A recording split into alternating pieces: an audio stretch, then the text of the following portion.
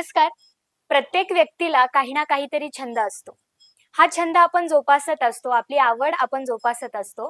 पण हा छंद फक्त जोपासण्याऐवजी त्या छंदाला आवश्यक असणाऱ्या स्किल्स जर आपण डेव्हलप केल्या, तर या छंदाचं रूपांतर आपण व्यवसायामध्ये करू शकतो आणि व्यवसायामध्ये रूपांतर केल्यानंतर आपल्याला एक चांगल्या प्रकारे इन्कम सुद्धा मिळू शकतो. आता आज हे मी सगळं का सांगतेय, तर मला एका ताईंची एक प्रेरणादायी माहिती अशी मिळाली, की या ताईंनी त्यांना जे छंद आहेत, त्या छंदासाठी ज्या काही स्किल्स लागतात, त्या त्यांनी डेव्हलप केल्या आणि त्यांनी या छंदाचं रूपांतर व्यवसायामध्ये केलं. स्टोरी अशी आहे, की त्यांनी भांडवल ₹100 सुरू केलं आणि आज त्यांचा वर्षाचा इन्कम जो आहे, तो ₹30 लाख आहे. तर छंदाचं रूपांतर व्यवसायात कसं झालं, या व्यवसायातून इन्कम कसा सुरू झाला, हीच सगळी स्टोरी आज आपण जाणून घेणार आहोत. माझ्यासोबत आहेत अवंतिका ताई, विजय सुकळकर. नमस्कार ताई. नमस्कार. तुम्हा सर्वांचं तर मी YouTube चॅनलवर सहर्ष स्वागत करते. ताईंचं पण स्वागत आहे. तुम्ही हा व्हिडिओ शेवटपर्यंत नक्की पहा, कारण आपण त्यांच्याकडून सगळ्या टिप्स, टेक्निक्स त्या इथपर्यंत कशा आल्या हेच आपण जाणून घेणार आहोत. तर सगळ्यात आधी सुरुवात करूयात आपण, की कसं सुचलं तुम्हाला, की असं आपल्याला करायचंय? तसं मला स्वयंपाक करण्याची फार आवड होती. लहानपणापासूनच मी वेगवेगळे स्वयंपाक करून बघणे. आई माझी खूप सुगरण होती आणि पहिला गुरु आईच असतो. असं म्हणून मग मी आईकडनं विविध प्रकारच्या पाककृती शिकून घेतल्या. लोणची बनवायला शिकले. माझी आई खूप छान लोणची बनवत होती. कैरीचे, आवळ्याचे, मिरचीचे अशी पारंपरिक पद्धतीने लोणची बनवत होती. हे मी मग आईकडनं हा गुणधर्म आईकडनं अवगत करून घेतला. लग्नानंतर जेव्हा मी हैदराबादला गेले, माझं लग्न झाल्यावर हैदराबादला मिस्टरांचा तिकडे जॉब असल्यामुळे आम्ही तिकडे होतो.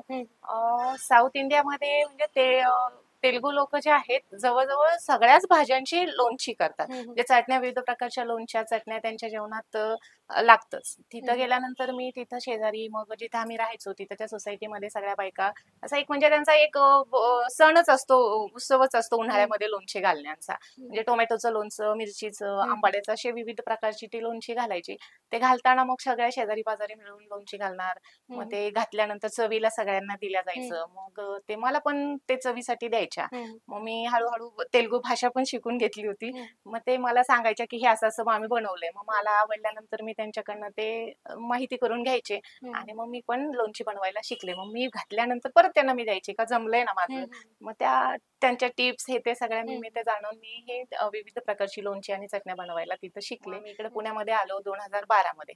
आल्यानंतर मी घरी आपलं मग तो जो छंद आहे आणि मला घरामध्ये माझ्या मिस्टरांना, मुलींना लोणची आणि चटण्यांची फार आवड होती, उन्हाळी पदार्थ. मग ते मी बनवत होते. बनवत असताना मग इथं सोसायटीमध्ये जिथं राहायचे तिथं शेजारी पाजारी मग मी बनवलं की मी पण त्यांना टेस्टसाठी द्यायचे किंवा वेगवेगळे पदार्थ केले की मैत्रिणींना हे.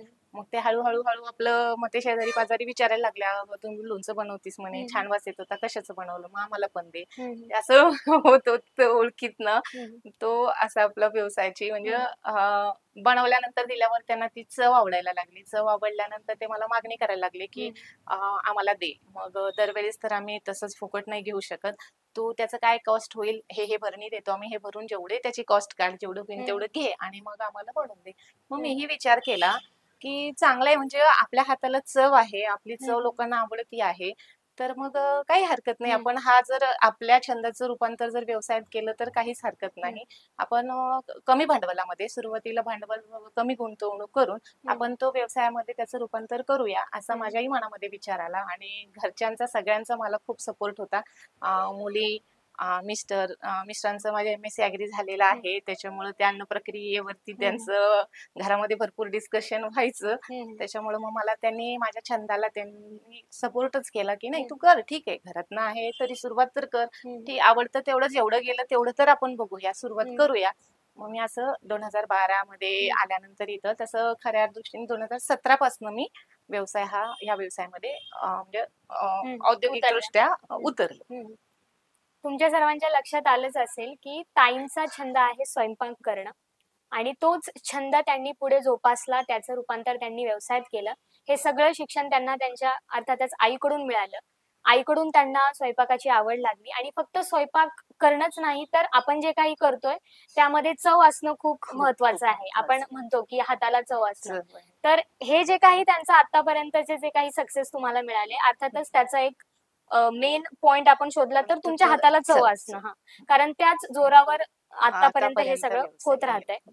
तर पुढे मला असं विचारायचं आहे, की तुम्ही 17 प्रकारची लोणची करता. हो, तर ते कसं सुचत गेलं, की आपल्याला एक प्रकारचं लोणचं माहितीये. माहिती आहे. 17 प्रकारची लोणची कसं काय? विषय जाणून घेऊ. आपल्याकडे महाराष्ट्रामध्ये म्हणजे नॉर्मली कैरी, मिरची, लिंबू हीच पारंपरिक पद्धतीने आपण हीच जास्ती लोणची बनवतो. हम्म. पण साऊथ इंडियामध्ये आवळ्याचं बनवतात, आंबे हळदीचं, आंबाड्याचं अशी हम्म. विविध प्रकारची लोणची बनवतात. हम्म. मग तो ज्या मार्केटमध्ये जेव्हा जो सीझन असतो तेव्हा ते फळभाज्या, पालेभाज्या जेव्हा मिळतात त्याचा मग मी ते लोणचं बनवत होते.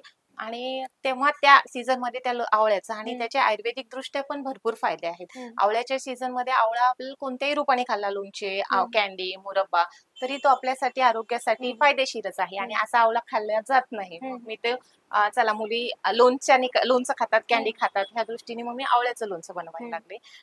ओल्या हळदीचं लोणचं पण आयुर्वेदिक दृष्ट्या खूप हम्म. महत्वाचं आहे. त्याच्याने ऍसिडिटी वरती त्याचा म्हणजे खूप हम्म. चांगला परिणाम होतो. ऍसिडिटी, इम्युनिटी वाढते. हम्म. परत आंबे हळदीचं पण आहे. हम्म. त्याने हाडं मजबूत होतात. हम्म. आणि ते हे जे आहेत ते आपण आयुर्वेदिक आहेत, पण आपण हम्म. ते सहसा आपल्या भाजीमध्ये भाजी बनवून खात हा, नाही हा. किंवा ते आपल्या ताटामध्ये ते खाल्ल्या जात नाहीत. हम्म. त्याच्यामुळे मग ते लोणच्याच्या रूपाने जेव्हा आपण हम्म. ताटात वाढतो तर ते हम्म. आपोशाच पोटात जातात म्हणजे आणि ज्या त्याच्या गोष्टी आरोग्यासाठी हा, हा. चांगला फायदा होतो. त्या गोष्टी असं आपल्यासाठी पोषक आहेत, तर पोषक त्या आहेत. लोणच्याच्या त्याच्या स्वरूपात स्वरूपात तुम्ही पण आणि हा. आपण लोणची जी आहेत पारंपरिक पद्धतीने बनवतो. हम्म. त्याच्यामध्ये विनेगर, कुठलंच विनेगर किंवा केमिकल हम्म. नाही वापरत. जसं हम्म. आता आपण ओल्या हळदीचं, आंबे हळदीचं, हम्म. लसूणचं आहे. हम्म. लसूण आपण आरोग्यासाठी खूप चांगला असतो. हम्म. हार्टसाठी खूप चांगला आहे. कोलेस्ट्रॉल कंट्रोलमध्ये हम्म. ठेवतो. आपण भाजीत तर तेवढाच लसूण खातो. हम्म. मग लसणाचं जेव्हा लोणचं घातलं जातं तेव्हा लसणाच्या भरपूर पाकळ्या त्या आपल्या पोटात जातात हम्म. आणि ते आरोग्याला चांगलं आहे. मग हम्म. मी त्याच्यामध्ये विनेगर किंवा केमिकल, कुठलंच केमिकल न वापरता आपण लिंबाचा रस काढतो आणि हम्म. त्याच्यामध्ये आंबटपणासाठी लिंबाचा रस वापरतो. हम्म. आणि सीझन नुसार जेव्हा जेव्हा ते भाज्या मिळत जातात तेव्हा ताजी सगळी लोणची बनवलेली असतात. हम्म. फक्त कैरीचं जे आहे आणि मिरची, लिंबू, हम्म. हे लिंबू मिरची तर वर्षभर मिळतं. फक्त कैरीचंच आपल्याला स्टोअर करावं लागतं. हम्म. तुम्ही सगळ्यात आधी एखादा प्रकार बनवला असेल, हो, पण आता अवंतिका ताईंचे एकूण 55 प्रकार आहेत. हो. तर हे कसं कसं होत गेलं? जेव्हा मी म्हणजे सुरुवातीला माझी सुरुवात जेव्हा झाली हम्म. व्यवसायाची, तेव्हा हम्म. माझं पहिलं म्हणजे कैरीचं लोणच्याची मला ऑर्डर म्हणजे होती. पहिला प्रकार होता प्रकार कैरीचं कैरीच्या लोणचं. लोणच्याचा. हम्म. मग त्याच्यानंतर कैरीचं लोणचं घातल्यावर मग परत शाळेमध्ये मुलींच्या की डबा गेला की मैत्रिणी, हम्म. टीचर्स हे विचारायला लागले की "अरे तुझं ते लोणचं होतं, तू काल जे आणलं होतं ते हम्म. छान होतं. हम्म. मग तुझी मम्मी आम्हाला घालून देईल का?" हम्म. मग हा त्या म्हणायच्या, "हां, घालून देईल." मग कुणी म्हणायचं, "हळदीचं देता का?" कुणी हम्म. विचारायला लागलं, "तुम्ही लोणची तर चांगलीच आहेत, हम्म. पण तुम्ही मला लाडू हवेत डिंकाचे, मग येतात का हम्म. तुम्हाला? ते बनवून देता का?" हम्म. कारण आपण जेव्हा घरगुती बनवतो, हम्म. मार्केटमध्ये मिळतात, पण त्याच्यामध्ये जुनं असतं, केमिकल रहित असं. त्याच्यामुळे लोकांना असं वाटत होतं, की ह्या घरी बनवतात. हम्म. सगळं स्वच्छ असतं, हम्म. हायजीन, क्लीन हे. हम्म. त्याच्यामुळे आणि चव उत्कृष्ट आहे. हम्म. आणि कुठल्याच ह्याच्यामध्ये मी कुठलीच कॉम्प्रोमाईज करत नाही. हम्म. क्वालिटी आपली सेम आपण तशीच मेंटेन ठेवतो. हम्म. जेव्हा लाडू बनवतो डिंकाचे, त्याच्यामध्ये चांगलं गाईचं, शुद्ध गाईचं तुपच आपण त्याच्यामध्ये हम्म. वापरतो. आणि तो लागणारा डिंक, ड्राय फ्रुट्स पण आपण सगळं जे रॉ मटेरियल हम्म. वापरतो ते सगळं आपण चांगल्या क्वालिटीचंच, म्हणजे जसं आपल्याला घरी खायला बनवतो हम्म. तेच आपण लोकांनाही हम्म. देतो. तर मग असं एक पदार्थची विचारणा व्हायला लागली. मग त्यात मला ते त्यात ऍड होत त्यात गेले. त्यात हम्म. ते ऍड होत गेले. मला येत होते. मग मी अरे हां, त्याने मागितलेले आहे, तर हम्म. चला आपण पण हे पण बनवूया हम्म. आणि त्यात आपल्याला घरी पण होतील, मुलांना हम्म. पण ते खाल्ल्या जातील. अशा दृष्टीने माझे एक या पदार्थ सगळ्या वाढत गेले. या सगळ्या गोष्टी एक बेसिक पासून सुरू होत्या. हो. मग याचं रूपांतर आता मला काहीतरी माझी स्वतःची कंपनी ओपन करायची आहे किंवा मला आता माझा स्वतःचा बिझनेस सेटअप बिझनेस करायचा आहे. करायचा. हे कधी सुचलं? 2017 पासून म्हणजे 17, 18, हम्म. 19 आपलं घरून असं थोडं-थोडंसं म्हणजे हम्म. जात होतं. मग हम्म. तेव्हा काही फारसं माझ्याकडे मशिनरी हे ते तर आत्ताही नाहीये. हम्म. तेव्हाही काहीच नव्हत्या. असं मग हम्म. एक नॉर्मली वजन काटा आणि सील मशीन, हम्म. त्याच्यावरती आम्ही मग असं देत होतो. हम्म. त्या साध्या पिशव्यांमध्ये हे ते बांधून, छोट्या भरण्यांमध्ये आणून, तेव्हा सील मशीन नव्हती तर मग तसंच भरणीमध्ये भरून असं देत होतो. पण जेव्हा 2020चा लॉकडाऊन झाला, म्हणजे हम्म. पहिल्या लॉकडाऊनमध्ये हम्म. मग हेच लोकं कसं जे ग्राहक वर्ग होता हम्म. माझा माउथ पब्लिसिटीवर. तेव्हा मी हं. कुठं WhatsAppवरती किंवा शेजारी पाजारी हेच लोक घेत होते आणि WhatsApp माझा फ्रेंड सर्कल जे आहे हं. ते. आणि ते जे शेजारी पाजारी होते ते हं. माउथ पब्लिसिटी करून त्यांचे नातेवाईक, त्यांचे सांगायची. हं. मित्रमैत्रिणी असं ते सांगत होते. हं. आणि मग एका दुसरी मला ऑर्डर यायला लागली हं. ऑनलाईन, म्हणजे WhatsAppवरती. मग ते हं. मी कुरिअरने पण पाठवत होते. हं. नंतर पहिल्या लॉकडाऊन मध्ये असं झालं का आम्ही 4 महिने कडक लॉकडाऊन होतं. मग हं. तेव्हा आम्ही गावाकडे होतो आणि हं. तो मेन उन्हाळा, आणि उन्हाळा आमचा सीझन असतो म्हणजे उन्हाळी हं. पदार्थ बनवणे, मसाले हं. बनवणे, सगळ्या प्रकारची लोणची हं. हे ते उन्हाळ्यामध्येच त्याचं हं. सगळं प्रिपरेशन हं. चाललेलं असतं. तेव्हा आम्ही गावाला असल्यामुळं मग तो माझा पूर्ण सीझन त्या वर्षीचा गेला. हं. म्हणजे मी त्या वर्षी काहीच कुठलंच लोणचं लॉस पण नाही, झाला. मला पूर्ण हं. काहीच नाही. हं. नंतर लॉकडाऊन आल्यानंतर मग मला विचारणा व्हायला लागली, की "अहो, आम्हाला कैरीचं लोणचं हवं होतं, तुम्ही हं. नाही का बनवलं का?" आणि हं. तोपर्यंत मार्केटमधनं कैऱ्या संपल्या होत्या. आम्ही हं. येईपर्यंत बऱ्यापैकी म्हणजे काहीच, आणि पावसाळा सुरू झाल्यावर हं. माझा तो सीझन गेला. मग दुसरा लॉकडाऊन जेव्हा सुरू होण्याच्या त्यावेळेस हं. मला जे जुना ग्राहक वर्ग होता तो मला त्यांनी सगळ्यांनी सांगून ठेवलं होतं, की "ताई, आम्हाला कैरीचं लोणचं लागणारच आहे. हं. लॉकडाऊन सुरू झालं तरी तुम्ही आमच्यासाठी एवढं." कुणी कुरड्या सांगितल्या, म्हणजे त्यांच्या ऑर्डर त्यांनी देऊन ठेवल्या. हं. आम्ही लॉकडाऊन संपल्यानंतर जेव्हा हवं तेव्हा घेऊन जाऊ, पण तुम्ही आमच्यासाठी हे बनवून ठेवा. थोडं जास्तीच बनवून हं. ठेवा. हं. मग 2000 दुसऱ्या लॉकडाऊनमध्ये मे महिन्यात अक्षय तृतीयाच्या दिवशी मी पहिल्यांदा, म्हणजे तोपर्यंत मी 5 किलो 10 किलो असं थोडं लोणचं घालत होते. हं. पण पहिल्यांदा म्हणजे तेव्हा मार्केट बंद, त्या हं. सगळ्या सिच्युएशन मध्ये मग आम्ही कैरीवाल्याला घरी बोलवलं, हं. कैऱ्या आणल्या घरी, वाल्याला फोडणाऱ्याला घरी बोलवून आम्ही हं. पहिल्यांदा 50 किलो कैरीचं लोणचाचा माझा म्हणजे तो एक प्रयोगच म्हणा तो हं. केला. म्हणजे सगळ्यात अ, पहिलं पहिलं 50 किलो 50 किलो. 50 किलो हं. ते म्हणजे म्हणजे तिथून खऱ्या अर्थाने खऱ्या बिझनेसला सुरुवात बिझनेसला झाली. सुरुवात झाली. हं. आणि तो बनवताना मग मुलींनी त्याचा व्हिडिओ काढला. मग व्हिडिओ काढून एक 10 किलोचं सुकं घातलं होतं, 50 किलोचं तेलाचं घातलं होतं. हं. कारण परत कैरी मिळेल का नाही अशा हं. हिशोबाने आम्ही घातलं होतं. मग तेव्हा तिने तो व्हिडिओ काढला हं. आणि व्हिडिओ म्हणे आता आपण Facebookवर टाकूया. हं. बघूया ऑर्डर किती येतात, काय म्हणजे आणि सोशल चव आहे मीडियामधून सोशल मीडिया. काय तेव्हा प्रतिसाद खऱ्या मिळतो? हं. दृष्टीने सोशल मीडियावरती आणि हं. ऑनलाईन आमचा तेव्हा व्यवसाय सुरू झाला. हं. मग आता व्यवसाय सुरू करायचा म्हणल्यानंतर त्याला एक काहीतरी पर्टिक्युलर आपण कंपनी चं नाव द्यावं लागेल, ब्रँड हं. नेम द्यावं लागेल. हं. मग आम्ही विचार करून श्रीकृष्ण फूड्स ह्या हं. नावाने तेव्हा आम्ही मार्केटवरती ऍड देणं सुरू हं. केलं. मार्केट प्लेसवर, विविध फेसबुकवरती ती. हं. आणि असं म्हणजे खरं श्रीकृष्ण सांग, फूड्स हे कंपनीने. कंपनीचं नाव हां. आहे. आणि आणि जे दुसरं नाव आहे ते जयंतिका. तिका ते ब्रँड असं आहे. आहे की अवंतिका ताईंचे जे मिस्टर आहेत त्यांचं नाव आहे विजय. तर त्या विजयचा त्यांनी जय घेतला जे आणि अवंतिका ताईंचं नाव त्याच्यामधल्या शेवटची 2 अक्षरं तिका यावरून जयंतिका. म्हणजे यावरून दिसून येतंय की या तुमच्या सगळ्या प्रोग्रेसमध्ये अर्थातच तुमच्या पतींचं तुम्हाला खूप खूप सपोर्ट खूप आहे. सपोर्ट आहे. त्याविषयी काय सांगाल? मिस्टरांचा सपोर्ट तर खूप आहे. हं. सुरुवातीपासूनच त्याने मला खूप सपोर्ट केलाय. हं. त्यांचं ॲग्रिकल्चर असल्यामुळं हं. त्यांनी अन्नावरती हं. विविध प्रक्रिया झाल्या पाहिजेत असा हं. त्यांचा दृष्टिकोन होता. हं. त्याच्यावरती आमच्या घरात चर्चा पण व्हायची, हं. की अन्नाची भरपूर नासाडी होते, काहीतरी हं. केलं पाहिजे. हं.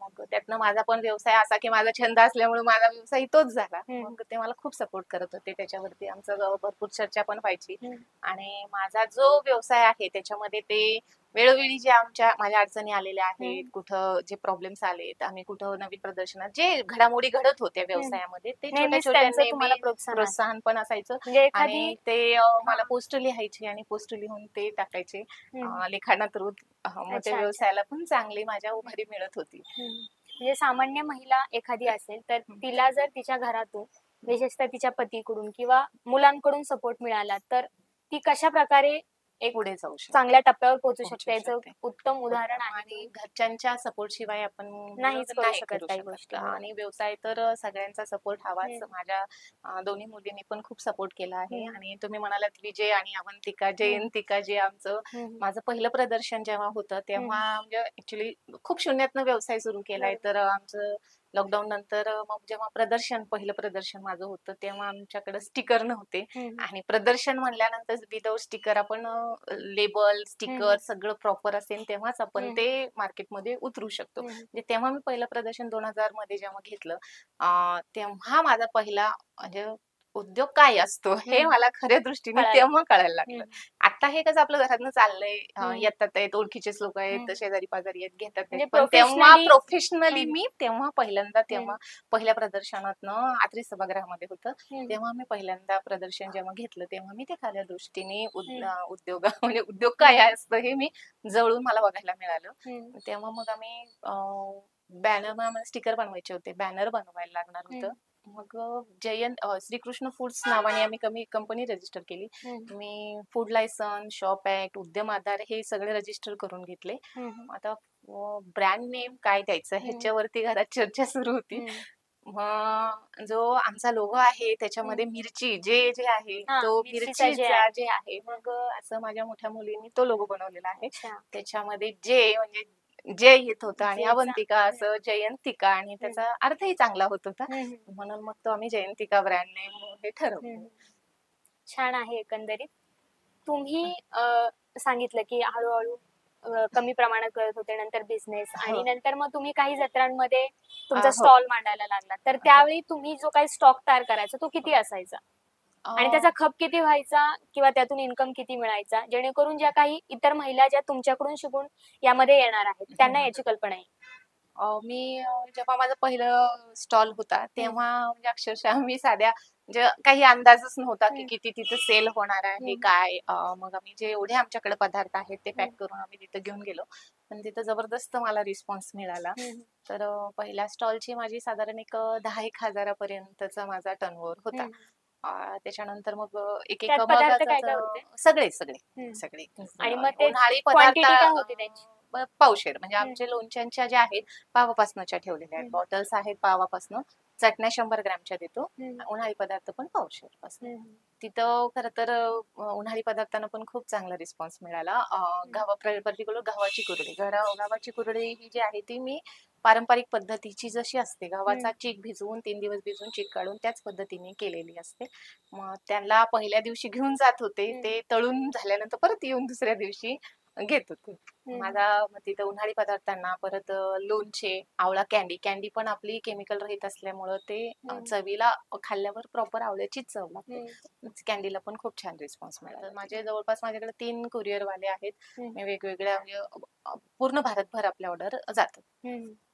आपण एक इन्स्पिरेशन लाईन नेहमी ऐकत असतो, वाचत असतो की रोजगार घेणारे नाही तर रोजगार देणारे व्हा. तर तुम्ही एक असामान्य महिला तर आहातच, तर तुम्ही रोजगार आता देताय, त्याविषयी काय सांगाल? आता किती तुमच्याकडे माझ्याकडे तिघी जणी आहेत कामाला. जेव्हा मग माझं असं घरातनच आधी सुरुवात झाली तेव्हा लॉकडाऊन पर्यंत आम्ही मिस्टर, मी, मुली आम्ही असंच घरातूनच बनवत होतो. मग प्रदर्शन सुरू झाले, मग मागणी वाढायला लागली, मग ते झेपत नव्हतं. मग हळूहळू मग मी मशीन्सचा वापर होतो? मशीन्स नाही, सगळं हँडमेड आहे. इव्हन आम्ही हळद पण हातानेच किसतो, आवळा कॅन्डी हातानेच बनवतो, सगळे पदार्थ हातानेच हँडमेड आहे. आणि मशीन मध्ये आमच्याकडे सील मशीन, पॅकिंग मशीन आणि वजन काटा, कैऱ्या फोडण्यासाठीच विडी आहे, आणि कैऱ्या आपण त्या बाहेरनं फोडून घेतो मार्केटमध्ये. आपले जे काही काम असेल त्यामध्ये जर जिद्द असेल, चिकाटी असेल, तर मोठे मोठे सोर्सेस आपल्याकडे येतात, आपली विचारपूस करतात आणि आपल्याला अजून कसं प्रोग्रेस करता येईल, आपल्यामध्ये अजून कशी डेव्हलपमेंट करता येईल याविषयी ते आपल्याला सांगतात. तर तुमच्या बाबतीत असं कसं झालं, कधी झालं, कोणी विचारणा केली तुमच्या कामाविषयी? मला जेव्हा माझा लॉकडाऊन नंतर मला मानदेशी फाउंडेशन एक महिलांसाठी खूप छान काम करतं, धायरीला त्यांची ब्रँच आहे, तिथनं मला फोन आला आणि मग मी त्यांच्याशी जोडल्या गेले. तिथं जोडल्या गेल्यानंतर त्यांच्या ट्रेनिंग असतात, तिथं मला ट्रेनिंग मिळाल्या, म्हणजे सेल्फ डेव्हलपमेंट, परत पॅकेजिंग, लेबलिंग, हे बरेच मला तिथं प्रशिक्षण पण मिळालं. त्याच्यानंतर त्यांची साताऱ्याला व्हिजिट होती, मी तेव्हा म्हणजे तोपर्यंत मी कधीही फॅक्टरी, लोणच्याची फॅक्टरी मी बघितली नव्हती. जे मी बनवते तर घरगुती चाललेलं होतं, पण जेव्हा आपला आता वाढत पण होता तर आपण कसं पॅकिंग कसं केलं पाहिजे, स्टोरेज कसं केलं पाहिजे हे मला तिथं फॅक्टरीमध्ये बघायला मिळालं. अजून कोणत्या कंपनीज वगैरे? त्याच्यानंतर मानदेशी फाउंडेशन कडनंच मला शिप्ला, एमडॉक, मुंबईला शिप्ला कंपनीमध्ये, एमडॉक मध्ये मला स्टॉल पण मिळाले. ह्या मोठ्या मोठ्या कंपन्यांमध्ये आपण ह्या कंपन्या बाहेरूनच बघतो, बरोबर. पण तिथे मानदेशी फाउंडेशन कडनं मला माझं व्यवस्थित पॅकिंग आणि टेस्ट, आधी तिथं टेस्ट केल्या जातं. कंपनीमध्ये आपलं लोणचे जे आहेत, पदार्थ आहेत ते टेस्ट साठी पाठवतात. मग तिथं मागणी झाल्यावरच आपल्याला तिथं स्टॉल दिला जातो. यशवंतराव चव्हाण सेंटर आणि रिलायन्स स्मार्ट संयुक्त विद्यमाने सुप्रियाताई सुळे यांच्या संकल्पनेतून महिला सक्षमीकरणासाठी रिलायन्स स्मार्ट मध्ये दर शनिवार रविवार महिलांसाठी रिलायन्स स्मार्ट मध्ये स्टॉल लावण्याची महिलांना संधी मिळालेली आहे. त्यानंतर सुप्रियाताई सुळेंचे गावरान महोत्सव, तिथंही मला गावरान महोत्सव मध्ये पण मला स्टॉल लावण्याची संधी मिळाली. कोथरूड सारख्या एरियामध्ये जो पुणेकर, चोखंदळ पुणेकर म्हणून ओळखला जातो, तिथंही मला स्टॉल लावायला मला संधी मिळाली. आणि तिथं खऱ्या दृष्टीने म्हणजे तो ग्राहक वर्ग खूपच चोखंदळ आहे आणि तिथून मला शाबासकीची थापही मिळालेली आहे. भीमथडी जत्रा, त्या जत्रेतही मी गेल्या 2 वर्षापासून स्टॉल लावली आहे. त्यामध्ये मला वाटलंही नव्हतं, पण आमच्या शेवग्याच्या लोणच्याला खूप मागणी मिळाली तिथं. शेवग्याच्या लोणचं म्हणजे प्रचंड गर्दी होती. जवळपास आम्ही 300-400 किलो कैरीचं सुकं लोणचं तिथं माझं विकलं गेलं. तेही माझं 4च दिवसात सगळा स्टॉक संपला.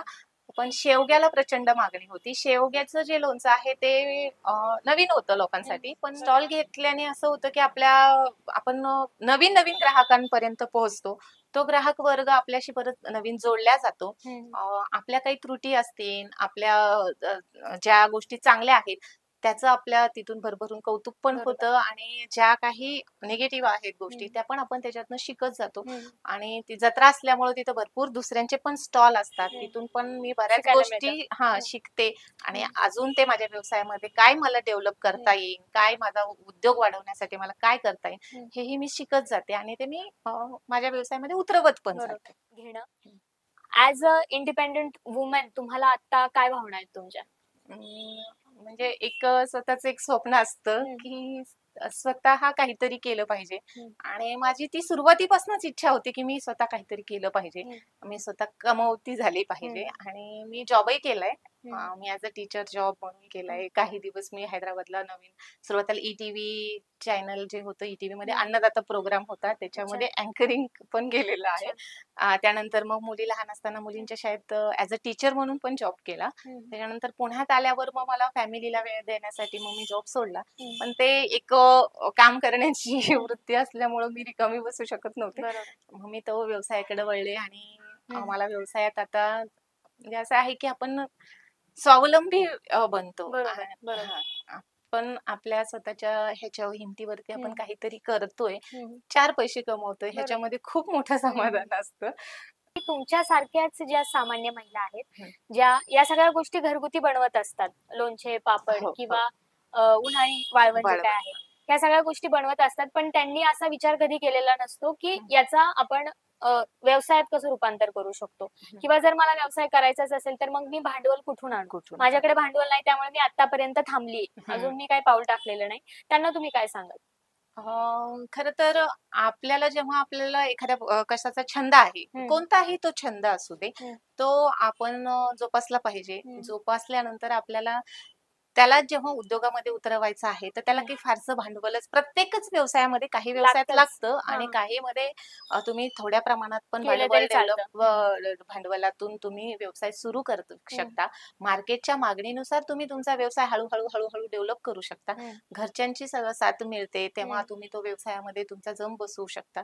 आणि असं काही नाहीये की खूपच सुरुवातीलाच भांडवल गुंतवलं पाहिजे आणि मगच आपला व्यवसाय मोठा होईल.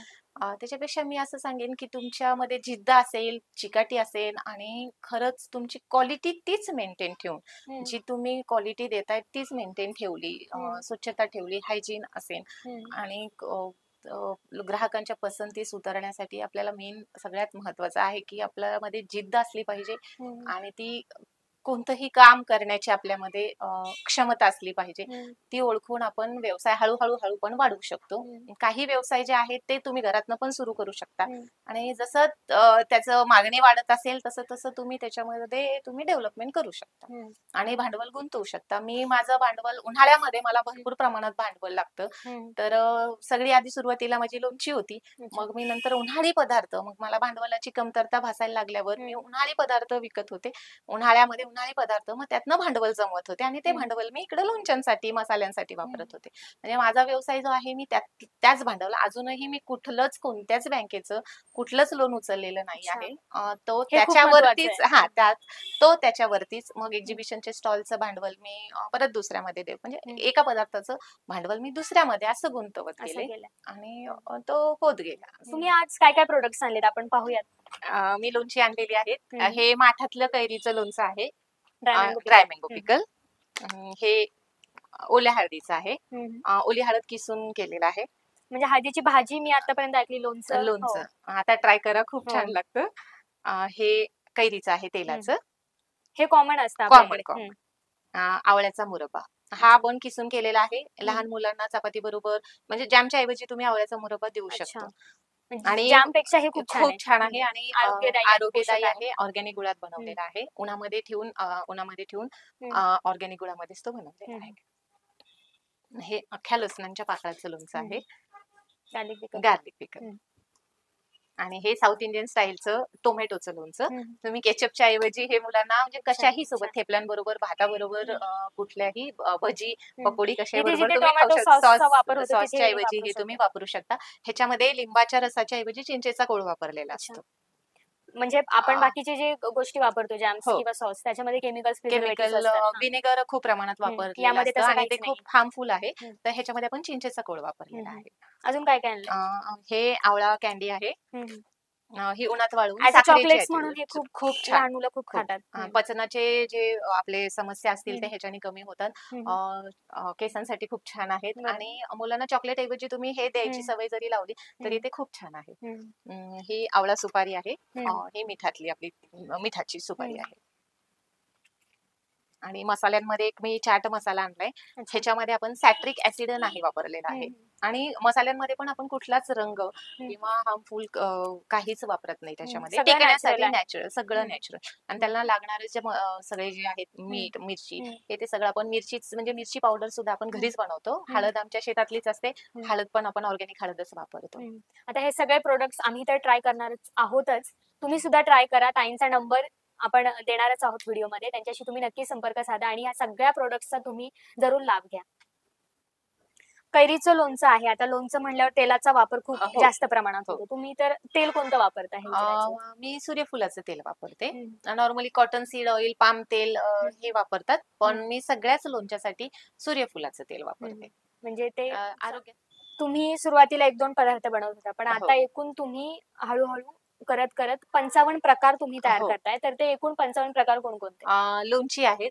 लोणच्यामध्ये कैरीचे 3 प्रकार आहेत. सुकं माठातलं कैरी लोणचं, तेलाचं आणि गोड. गोडासाठी आपण ऑर्गॅनिकच गुळ वापरतो.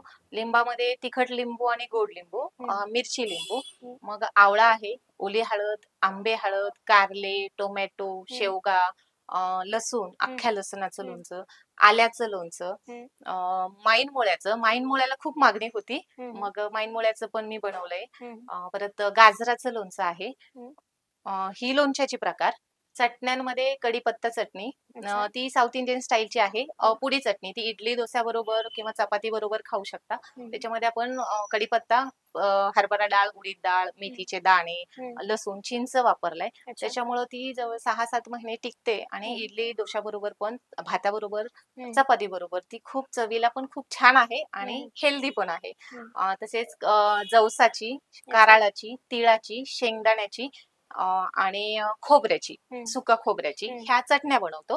मसाल्यांमध्ये काळा मसाला, गोडा मसाला, काळा मसाला, कांदा लसूण मसाला, सांबार, पावभाजी, चाट, आणि धने पावडर, जिरे पावडर हे पण बनवतो. हं. त्याच्यानंतर आपले विविध पीठ आहेत. पिठांमध्ये थालीपीठ भाजणी, उपवास भाजणी, राजगिरा पीठ, शेंगाडा पीठ आणि लहान मुलांसाठी नाचणी सत्व. नाचणीला मोड आणून भिजवून मोड आणून त्याचं पीठ बनवलेलं असतं, ते असतं.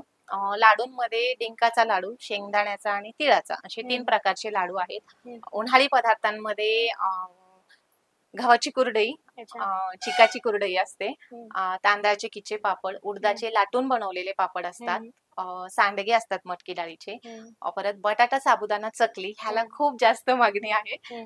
तसेच बटाटा पापड असतात, परत साबुदाण्याच्या पळी पापड्या असतात उन्हाळी पदार्थांमध्ये. आणि एक बाजरीच्या मिलेट्सला तर खूप मागणी आहे, तर बाजरीच्या खारोड्या पण असतात. आवळा पदार्थांमध्ये आवळ्याची सुपारी, आवळा कॅन्डी आणि आवळा मुरब्बा असतो. तसेच साखर आंबा आणि गुळंबा पण असतो. परत आपलं एक मुखवास सारखं मी एक हेल्दी प्रोडक्ट बनवलंय, रोस्टेड जवस. ते जवस, बडीशेप, तीळ, ओवा आणि मगज बीज घालून बनवलंय. ते महिलांसाठी आणि मुलींसाठी खूप चांगलं आहे. कोलेस्ट्रॉल कंट्रोल मध्ये ठेवतं, परत केसांसाठी चांगलं आहे, स्किन साठी चांगलं आहे आणि ते आपण ऍज अ मुखवास सारखं कधीही खाऊ शकतो. त्यामुळे त्याला पण खूप मागणी आहे. म्हणजे लिस्ट संपतच नाही, तितके प्रकार तुम्ही आजपर्यंत बनवले. आणि हे कशामुळे शक्य झालं तर तुमच्या हाताची चव. तुम्ही एक पदार्थ बनवला, तो पदार्थ लोकांना आवडला आणि मग आम्हाला हे बनवून द्या, ते बनवून द्या, असं करत करत आज तुम्ही 55 प्रकारांपर्यंत आलाय. हे प्रकार असेच वाढत राहो हीच तुम्हाला शुभेच्छा देते. आणि ह्यांचे प्रकार तुम्हाला जर याचा आस्वाद घ्यायचा असेल तर नक्की तुम्ही त्यांशी संपर्क साधा. याच्या डिटेल्स आम्ही डिस्क्रिप्शन बॉक्स मध्ये नक्कीच देऊ. खूप छान वाटलं तुमच्याशी बोलून, तुमची सक्सेस स्टोरी जाणून घेऊन. खूप खूप धन्यवाद, तुम्ही आम्हाला आज वेळ दिलात. नक्कीच या स्टोरीचा अनेक महिलांना खूप उपयोग होणार आहे. त्यांना नक्कीच काहीतरी प्रेरणा, इन्स्पिरेशन यातून मिळणार आहे. तुम्हाला हा व्हिडिओ कसा वाटला आम्हाला कमेंट बॉक्स मध्ये नक्की सांगा. आमचं YouTube चॅनल निकिता अवंतिका नक्की सबस्क्राईब करा, जेणेकरून आमचे जे काही नवीन व्हिडिओज असतील ते तुमच्यापर्यंत पोहोचत राहतील. धन्यवाद.